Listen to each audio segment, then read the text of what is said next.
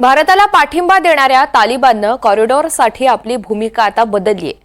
चीन पाकिस्तान आर्थिक कॉरिडॉर हा अफगाणिस्तानपर्यंत विस्तारित करण्यासाठी तालिबाननं सहमती दर्शवली।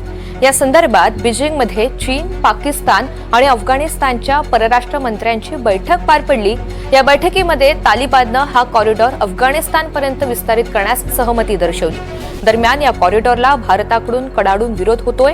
भारताचे चीन आणि पाकिस्तानशी आधीच सीमावाद आहेत।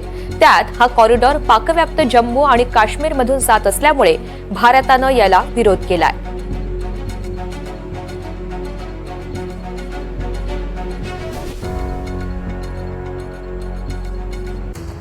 भारताचा नेमका विरोध का आहे, कारण समजून घेऊयात। परराष्ट्र मंत्रालयाकडून 2022 मध्ये कॉरिडॉरला विरोध दर्शवण्यात आलेला होता।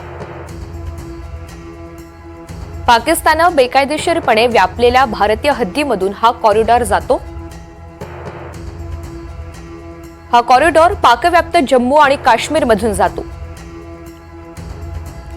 कॉरिडॉर प्रकल्पांमध्ये तिसऱ्या देशांच्या प्रस्तावित सहभागाला प्रोत्साहन देणारे अहवाल समोर आले। कॉरिडॉरमुळे भारताच्या सार्वभौमत्वाचे आणि प्रादेशिक अखंडतेचे थेट उल्लंघन होत आहे। भारताचे चीन आणि पाकिस्तानशी आधीच सीमावाद आहेत।